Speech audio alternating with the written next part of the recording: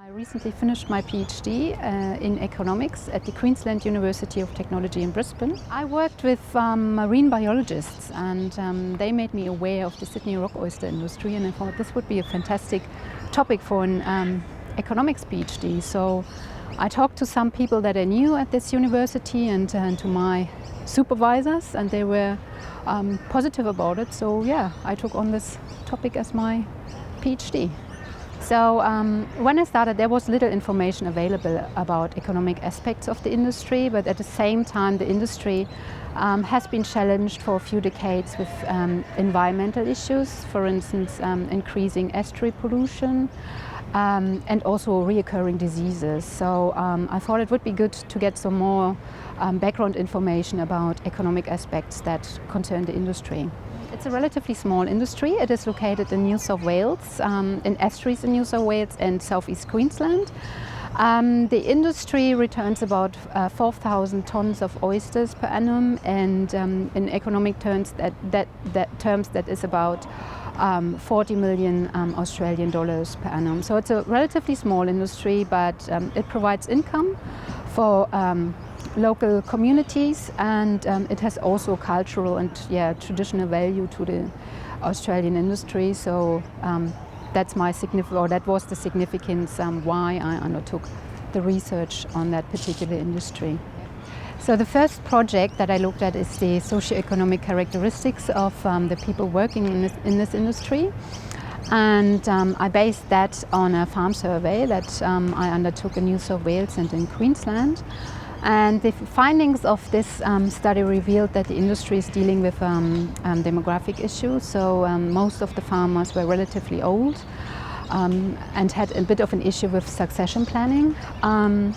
Another thing that came across is that the majority of the farmers in my sample were only working part-time, and that obviously has an effect on the incentives of how you do your oyster farming. So that were two major findings from this study.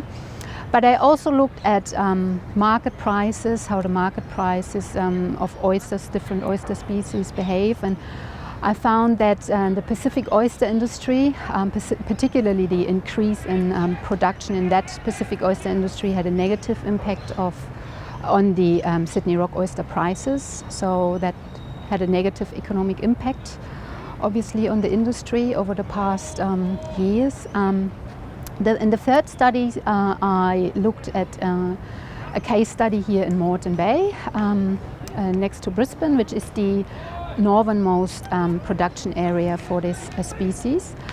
And I particularly looked at the efficiency and capacity utilization of this industry, and I found that, again, demographics and environmental factors are affecting these variables, so have an impact on how efficiently things are run in this part of the industry.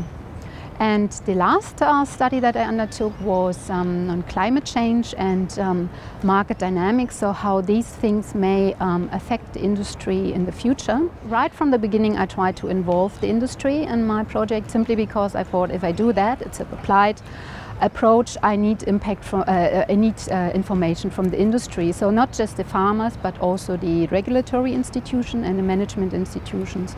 So I got them on board right from the beginning, and they were actually quite happy to share information and specifically data as well. And in the end, when I finished my PhD, I went to them and discussed my findings and provided some recommendations for them. For instance, rigorous review of the industry development strategy. That is an important thing that the industry should undertake. There were hard times when you struggle with data and can't get access to data, or the data is not looking right, but I think every researcher will have issues like that, but in total I really enjoyed it. I learned a lot, also learned a lot about people. I think that's very important, and I enjoyed it, and sometimes I wish I could work a little bit longer on the topic.